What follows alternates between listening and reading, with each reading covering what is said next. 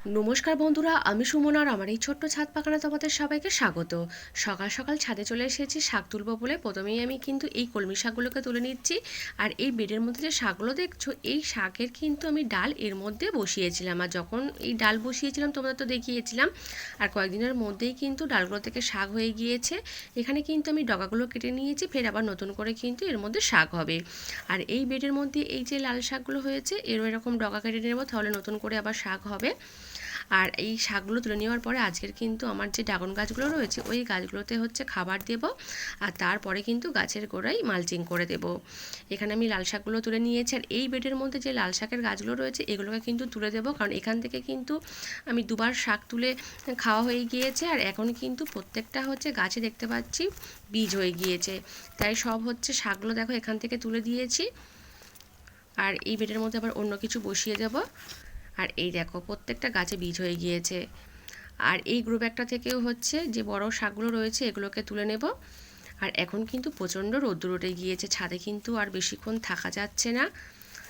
আর এই গ্রুপ একটা থেকেও তুলে নেব। এখান থেকেও এর আগে একবার তুলেছি শাক।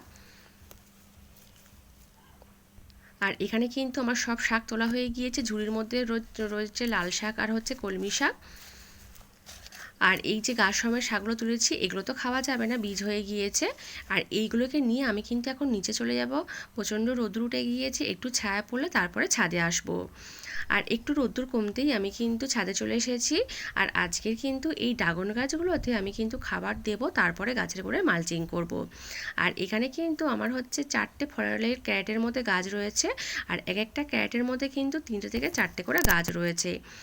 আর এই গাছগুলোতেই হচ্ছে খাবার দেব। তার আগে আমি কিন্তু খাবারটাকে হচ্ছে তৈরি করে নেব। আর কিভাবে হচ্ছে তৈরি করি আমি খাবার, সেটাই দেখে নাও। এখানে আমি গামলার মধ্যে কিন্তু নিয়েছি গোবর সার। এটা হচ্ছে 1 বছরের পুরনো গোবর সার। গোবর সারের পরিবর্তে কিন্তু ভার্মি কম্পোস্ট ব্যবহার করলেও হবে। আর এবারে এর মধ্যে আরও দুটো খাবার মেশাবো। এই খাবার দুটো, এটা হচ্ছে নিমখোল আর এটা হচ্ছে হাড়ের গুঁড়ো। এই খাবার দুটো এর মধ্যে দিয়ে দেবো। আর এবারে এই 3টে খাবার ভালোভাবে একসঙ্গে কিন্তু মিশিয়ে নেব। তারপরে আমি কিন্তু গাছের গোড়ায় দেব। আর এগুলো কিন্তু একদম হচ্ছে জৈব খাবার। এখানে দেখো ভালোভাবে আমার কিন্তু মেশানো হয়ে গিয়েছে। এবারে আমি কিন্তু এই খাবারটা হচ্ছে গাছের গোড়ায় দেব। আর গাছের গোড়ায় খাবার দেওয়ার আগে যদি গাছের গোড়ায় কোনো আগাছা থাকে, সেই আগাছাগুলোকে কিন্তু তুলে পরিষ্কার করে ফেলতে হবে। আর এই ড্রাগন গাছের গোড়ায় খাবার দেওয়ার সময় কিন্তু একটু সাবধানে কিন্তু খাবারটা দিতে হবে, কারণ এই গাছের নিচের দিকেও কিন্তু কাঁটা ভর্তি, হাতে কিন্তু গেঁথে যাওয়ার একটা ভয় থাকে। তাই ধীরে ধীরে খাবারটা হচ্ছে দিতে হবে। আর এই গাছগুলোতেও কিন্তু আমি খাবার দিয়ে দেবো সব। এখানে কিন্তু প্রত্যেকটা গাছের গোড়ায় দেখো খাবার আমি দিয়ে দিয়েছি। 4টে যে ফলের ক্যারেট রয়েছে, প্রত্যেকটা ক্যারেটের মধ্যেই কিন্তু দিয়ে দিয়েছি। আর এই সাইডে এই যে বালতির মধ্যে গাছ রয়েছে, এই গাছের গোড়ায়ও খাবার দিয়ে দেবো। এগুলো কিন্তু পুরনো গাছ। এখান থেকেই কিন্তু ডাল কাটিং করে আমি চারা তৈরি করে ওই ফলের ক্যারেটের মধ্যে সব বসিয়েছি। আর এখানেও দেখো খাবার আমার দেওয়া হয়ে গিয়েছে। আর এবারে আমি কিন্তু এই খাবারের ওপর থেকে জল দিয়ে দেবো। প্রত্যেকটা গাছের গোড়ায় আমি কিন্তু অল্প করে জল দিয়ে দেবো। এই গাছগুলোতেও কিন্তু আমি জল দিয়ে দিয়েছি। আর এই গরমের সময় কিন্তু আমাদের হচ্ছে খুব বেশি কিন্তু গাছের গোড়ায় জল দেওয়া যাবে না। যখন কিন্তু জল দেব, গাছের গোড়ার মাটিটা একটু চেক করে তারপরে কিন্তু জল দেব, কারণ অতিরিক্ত যদি আমরা হচ্ছে এই গরমের সময় এই গাছগুলোতে জল দিয়ে দিই, তাহলে কিন্তু সূর্যের তাপে এই গাছের ডালগুলো কিন্তু হলুদ হয়ে যাবে। আর এবারে আমি কিন্তু গাছের গোড়ায় মালচিং করে দেব। তার জন্য এটা নিয়েছি, এটা হচ্ছে ধান গাছ। এটাকে কিন্তু খড় বলা হয়। এই খড় দিয়েই কিন্তু আজকের আমি হচ্ছে গাছের গোড়ায় মালচিং করব। এরকম দেব না, আমি কিন্তু খড়টাকে কিন্তু এরকম ছোট ছোট করে কেটে নিয়েছি।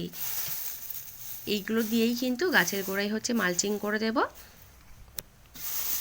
এই খাবারের ওপর থেকে আমি কিন্তু এই খড়গুলোকে দিয়ে দেবো। বেডের হচ্ছে চারিদিকটাতে হচ্ছে দিয়ে দেব। এই সাইডটাতেও দিয়ে দেব, দিয়ে দিয়েছি। আর এই গাছের গোড়ায়ও কিন্তু দিয়ে দেব। আর এই গরমের সময় কিন্তু অবশ্যই আমাদের কিন্তু গাছের গোড়ায় মালচিং করতে হবে, গাছকে সূর্যের তাপ থেকে হচ্ছে বাঁচাতে গেলে। আর আমরা কিন্তু হচ্ছে যখন জল দেব, এই খড়ের ওপর থেকেই হচ্ছে জল দেব। আর যদি হচ্ছে মাটিটা হচ্ছে চেক করার থাকে, তাহলে একটু খড়টাকে সরিয়ে চেক করে জলটা কিন্তু দেব। আর যখন খাবার দেব, এরকম খড়টা সরিয়ে খাবার দিয়ে আবার কিন্তু এরকম খড়টা ঢেকে দেব।